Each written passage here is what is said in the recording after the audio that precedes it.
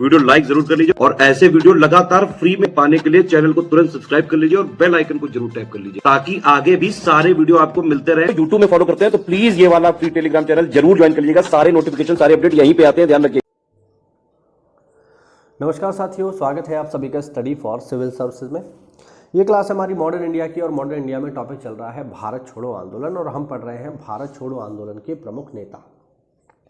आज की क्लास में हम बात करेंगे सुमित मोरारजी की। इससे पहले हम जवाहरलाल नेहरू तक पढ़ चुके थे।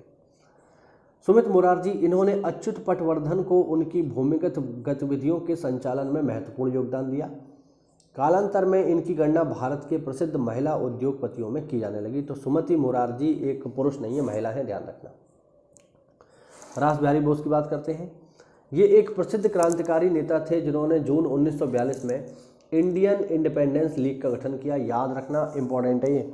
इंडियन इंडिपेंडेंस लीग किसने बनाई है? रास बिहारी बोस ने। रास बिहारी बोस कौन है? तो रास बिहारी बोस वही व्यक्ति हैं जिन्होंने लॉर्ड हार्डिंग के ऊपर बम से हमला किया। हालांकि लॉर्ड हार्डिंग की किस्मत बढ़िया थी जो वो बच गया, लेकिन उसका जो महावत था वो उस बम कांड में मारा गया। तो काफ़ी महत्वपूर्ण व्यक्ति हैं, याद रखिएगा। अगले व्यक्ति हैं कैप्टन मोहन सिंह। ये कौन है? ये एक भारतीय सैनिक थे जो द्वितीय विश्व युद्ध में ब्रिटेन की ओर से युद्ध कर रहे थे। बाद में इनको जापान ने अरेस्ट कर लिया और जापान में इनकी मुलाकात हुई। कैप्टन मोहन सिंह की मुलाकात होती है सुभाष चंद्र बोस से, ठीक है। और बाद में इन्हीं लोगों ने एक होकर के INA यानी इंडियन नेशनल आर्मी यानी आज़ाद हिंद फौज की स्थापना की। सुभाष चंद्र बोस की बात करें, इन्होंने 1943 में इंडियन नेशनल आर्मी की सदस्यता ग्रहण की और बहुत ही फेमस नारा है, तुम मुझे खून दो मैं तुम्हें आज़ादी दूंगा, जिसने बाद के वर्षों में भारतीयों में राष्ट्रप्रेम की भावना को बहुत जगाया। अगले व्यक्ति हैं C राजगोपालाचारी और भूलाभाई देसाई। देखिए, एक पेपर में सवाल आता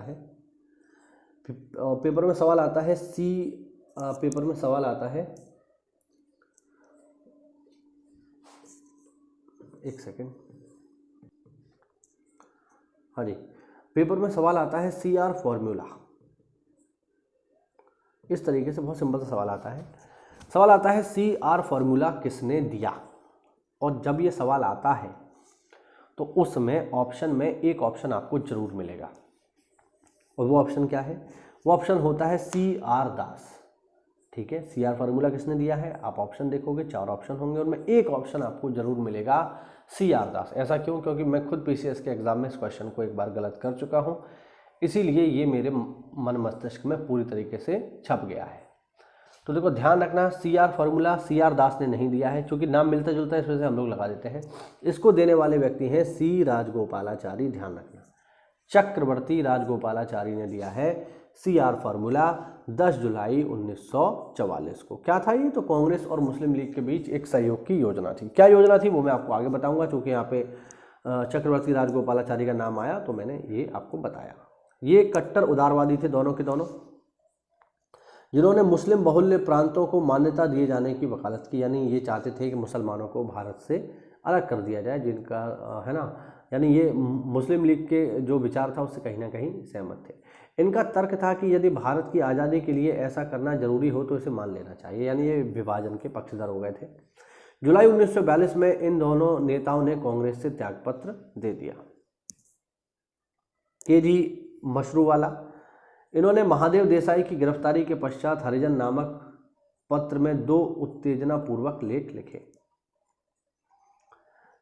KT भाष्यम, ये बेंगलोर के एक कांग्रेसी नेता थे जिन्होंने कई औद्योगिक संघों के गठन में महत्वपूर्ण भूमिका निभाई तथा कई हड़तालों का आयोजन किया। सतीश सामंत की बात करें, ये स्थानीय कांग्रेसी नेता तथा तामलुक नेता जातीय सरकार के प्रथम सर्वाधिनायक थे। ध्यान रखना, जैसे मैंने बताया था ना अभी पिछली क्लास में आपको कि बलिया में समांतर सरकार बनी थी, इस तरीके की समांतर सरकार बंगाल में भी बनी थी। बंगाल में बनी समांतर सरकार का नाम था जातीय सरकार, और जातीय सरकार के जो सबसे बड़े व्यक्ति थे वो थे सतीश सामंत। मिदनापुर के तामलुक सब डिवीज़न में विद्रोही राष्ट्रीय सरकार के गठन में इनकी महत्वपूर्ण भूमिका थी, याद रखना। आगे है मातंगिनी हजारा, ये तामलुक की 73 वर्षीय कृषक विधवा थी। 29 सितंबर 1929 को सुतहाटा पुलिस स्टेशन पर आक्रमण के समय हिंसा में इनकी मृत्यु हो गई। मातंगनी ने पेट पर गोली लगने के बावजूद भी तिरंगे को अपने से नहीं छोड़ा, यानी उसको पकड़े रखा। ये प्रेम था, देश प्रेम था। अगले हैं लक्ष्मण नायक। ये अशिक्षित ग्रामीण थे जिन्होंने कोरापुट के जनजातीय तबके को जयपुर जमींदारी के विरुद्ध विद्रोह करने के लिए संगठित किया। नाना पाटिल की बात करते हैं, इन्होंने 17 में विद्रोहियों का नेतृत्व किया। आगे है कनक लता बरुआ। कनक लता बरुआ असम सोनितपुर जिले के गोहपुर पुलिस थाने के अंतर्गत बारंगबाड़ी की रहने वाली थी। 20 सितंबर 1942 को गोहपुर पुलिस स्टेशन के सामने ब्रिटिश सशस्त्र पुलिस ने इनको गोली मार दी। आगे देखिए 14 जुलाई 1942 की डेट। वर्धा में 14 जुलाई 1942 को हुई कांग्रेस कार्य समिति की बैठक में मौलाना अबुल कलाम आज़ाद, सरोजनी नायडू, जवाहरलाल नेहरू, वल्लभ भाई पटेल, डॉक्टर राजेंद्र प्रसाद, सीतारमैया, गोविंद वल्लभ पंत, प्रफुल्ल चंद्र घोष, सैयद महमूद अशरफ अली, जेबी कृपलानी, महात्मा गांधी इत्यादि ने भाग लिया तथा भारत छोड़ो नामक प्रस्ताव पास किया। इसकी अध्यक्षता तत्कालीन कांग्रेस अध्यक्ष अबुल कलाम ने की थी। मैं आपको बता चुका हूं पहले ही कि अबुल कलाम सबसे कम उम्र के कांग्रेस के अध्यक्ष हैं तथा सबसे लंबे समय तक कांग्रेस के अध्यक्ष अबुल कलाम आज़ाद ही रहे। लास्ट पॉइंट और देख लीजिए 7 अगस्त 1942।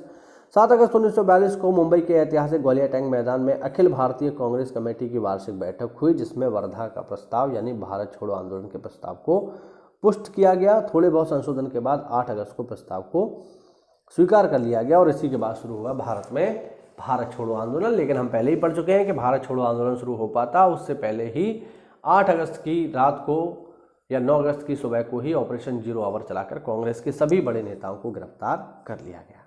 तो ये हुआ आज का हमारा वीडियो साथियों। अगर वीडियो अच्छा लगा हो तो वीडियो को लाइक करिए और इस PDF को प्राप्त करने के लिए हमारे पेड ग्रुप को ज्वाइन करिए जो कि चल रहे हैं PCS BO RO के लिए। ठीक है, उम्मीद करता हूँ वीडियो आपको अच्छा लगा होगा। मिलते हैं अगली क्लास में, तब तक के लिए जय हिंद, जय भारत, वंदे मातरम।